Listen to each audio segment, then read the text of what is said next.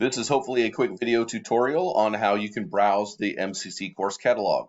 Up front, students, I'm going to say you're going to want to use the My MCC KC portal once you have that set up. You have to set up dual-factor authentication.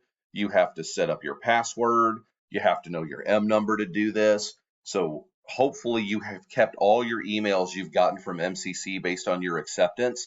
And then I will work when they're back from spring break to see if they can give me, hey, how do I set up my MCC account?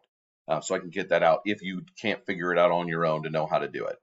Additionally, you could always pop into MCC when you have free time when they're open and say, hey, can you help me set up my account?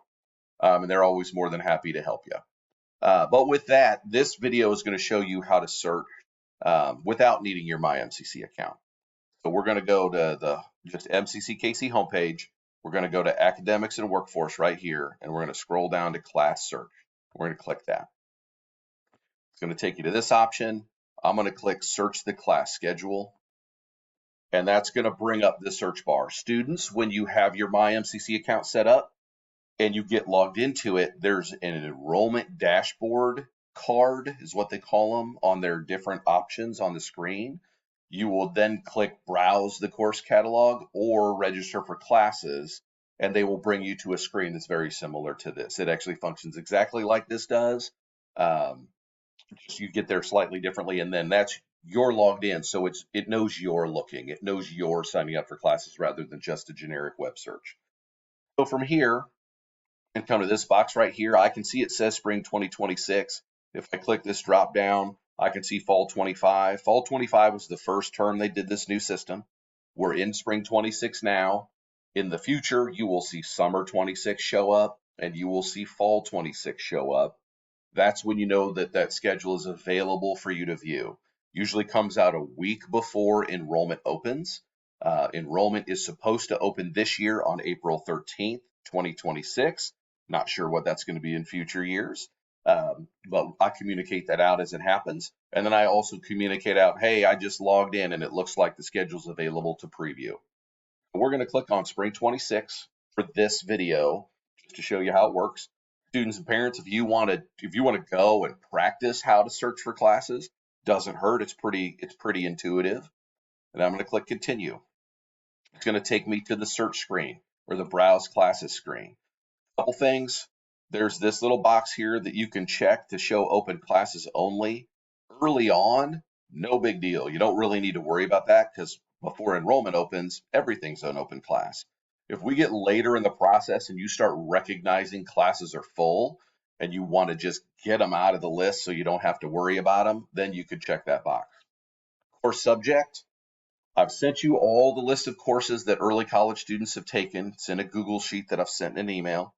That email also included, or some of those emails also include the common classes early college students take, like English 101, Psych 140, Com 100, which is speech. And what you would do is you would say like, okay, I think English 101 is what I'm looking at. You just start typing in English in the course subject. You click on that. And then in that list again, you know that class is English 101 that we were looking at before. And then campus. And so this is just the course subject. So English 101 is first year freshman English, essentially. English 102 is second year freshman English, things like that. Then the campus. This one's critically important. We learned this because, again, it was new system this year, so we had some learning curves. But you want to choose Maple Woods as your campus. You can also choose online as your campus if you're willing to do internet-based classes. There might be a Blue River or Longview or Penn Valley class that you're wanting to drive to. That should be unique, and you should specifically be looking for that. Potentially, there could be a video conference class that comes out on one of those campuses if you last minute want to refine your search to go back and see if one of those is available, if you have a hard time putting a class in there. But what you don't want to do is accidentally set up an in-person schedule where you're supposed to be at Maple Woods from 8 to 9:15, and then you're supposed to be at Longview at 9:30. That's not going to work. So I like to do those. Mode of instruction, I like to leave blank. You can choose just in person if you would like. But these are, these are all the different ways they can meet, and this is going to reduce the amount of returns you get. Part of term, I talked about this in the parent guardian meeting, and then in the parent guardian video that I have yet to make, that's a video of the meeting. You could see that there are 8-week options. Those are the rocket ship fast. Holy cow, we don't recommend that for your first semester, just because they are so fast. 5-week, which is new to me. I've never seen one of those before, so clearly I didn't do this video for this term. And then regular academic session is what you're typically going to shoot for, and occasionally there are 12-week sessions. So be aware of those. I like to leave those blank for now so we can see what results we get.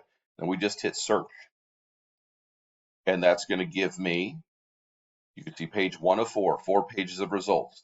What I can see on the left-hand side, Maple Woods is the campus. Awesome. So if you don't filter things out, that's a sign whether you got the right thing or not. What's the subject? Well, you just search for English. You're good. What's the course number? English 101. That's the one I wanted to search for. This is the course title. This is the number of credit hours, and I talk about how many credit hours you can take. CRN, what in the world is that? What the CRN number, it's like the course reference number, I think is what it stands for. But really, this is the unique ID to that class. So let's say for some reason you're having a hard time getting enrolled, and we're reaching out to Mr. Lind to see if he can help get us in a class. And one of the things I've probably failed to mention in the parent meeting is that eventually, as we run through enrollment, eventually MCC locks students from making course changes, and that's because they know I'm buying your books for you.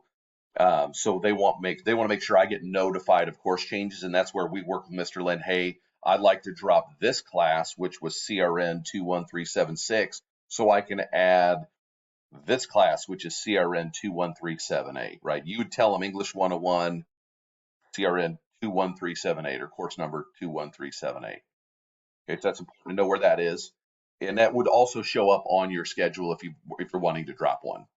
Instructor, who is the instructor of the class? It's up to you if you want to kind of go to Rate My Professor and research them. It's not a bad thing to do. Please know that anybody can have something nice said about them, and anybody can have something negative said about them. Everybody has unique experiences, but it's not a bad resource to look and see kind of what students say about the class. Can assist you in making decisions.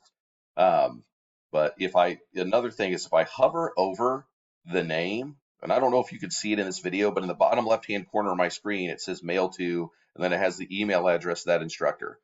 Let's say you were thinking you might make the national debate competition, and you're going to miss a week of classes if you make it. It wouldn't maybe hurt to reach out to the instructor. I wouldn't do this in every circumstance, but like if this is probably a likelihood. Dear Instructor Warren, I'm a national debater. There's a national debate competition and I'm making it up, in April, which you'd be signing up for that current term. If I make it, I would miss this week. I just want to make sure that if my attendance is impeccable all the rest of the way through, and I were to need to miss that week, that I would be in good shape for your class, and it would be considered an excused absence and not violate your attendance policy. I just want to make sure I respect your time. Write a very professional, very nice email that says, am I going to be okay if this happens? Okay. You don't want to send that for everything, because the goals are to pick classes you're not going to miss. I wouldn't send, hey, I'm going on vacation. You should not go on vacation to miss classes. But certain circumstances might warrant it. Okay. Another thing you could see is the meeting times. So if it's highlighted in dark blue, that's the day it meets, or days it meets. So this class meets Monday and Wednesday. It meets from 8 a.m. to 9:15. And you can see that there's a little box off to the left. Okay. So if I hover over here, you can see it's Monday and Wednesday. It's 8 to 9:15. It's in person. The building, it's at Maple Woods. The first word in the building is what campus it's on. So it's at Maple Woods in the Humanities Building, room 204. You can also see the start date is 1/20/2026 and end date is 5/18/26. So you can see all that information right there on that little bubble to make sure you're picking up everything that's right. Part of term. So a 1 means it's the regular academic term. If you see 8W1, we'll see if we can find one in a second. You can see what's the status. This section is actually full. This section actually has 14 to 23 seats open in it. Okay, so that's something to be aware of. You can see that.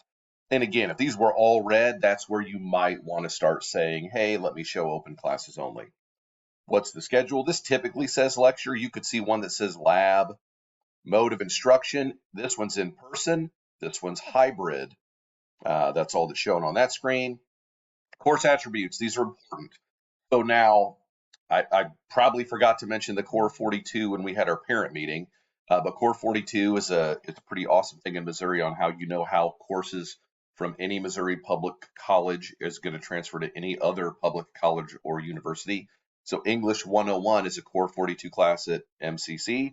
So if you go to Mizzou, UMKC, Mo State, any other Missouri college, it's going to be this class that they reference, and whatever Mizzou's English 101 is, you get credit for that, okay? Something to note, co-requisite.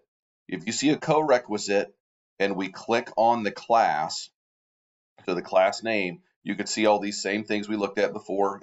You can also see the prereq for the class under the course description. You can see class details, which we were just looking at before, but I can look and see what the co-requisite is. This class requires you also take an English 90 Foundations of College Writing. You don't need that as an early college student. You tested directly into English 101, so you don't want to take this class. So you want to make sure you're looking at anything that says it as a co-req. That's probably a class we don't have you take, because you would have to pay for that below college level class. Sometimes you'll see a linked section, because sometimes it'll say you can take this class, like maybe this philosophy class that's tied to a history class. If you can avoid those, I recommend it, just because if you don't like one of the classes and want to drop, you have to drop both. So be aware of those kind of options. And then you can just kind of click through and see. Sometimes it takes a second. You can see here's an internet-based class, right? So you can see how that looks, and you can see that its campus is listed as online. You can come back to do search again when you want, and when you're looking at classes, write down kind of every class that falls in the time frame and the days that you're willing to take for that course, so that when you look up your next class, you're going to do the same. When you look up your next class, you're going to do the same. And then when you have your 3 or 4 classes on average that you want to take, you kind of pick, what can I put together to make my schedule work? So when you look, kind of rank, this English class would be my first choice, this English class would be my second, this one third, fourth, fifth, this psych class first, second, third, fourth, fifth, and things like that. Click on the advanced search, you have some other options. I would steer clear of that. It just really limits what you're going to get back as a result. So be aware of that. Practice this, take a peek. I know the video is longer than I want it to be, but it always is longer to show you something in a video and talk it out than it is to do it. But practice, review, start looking to see what classes you're interested in and want to take.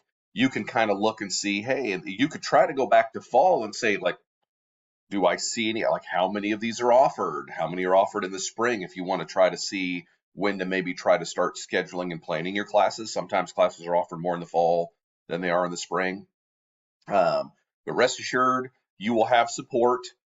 It is best to figure out how to do this and get comfortable with it, students, because it's a skill you're going to need from here on with MCC, and then any other college. Obviously, it'd be a different system somewhere else.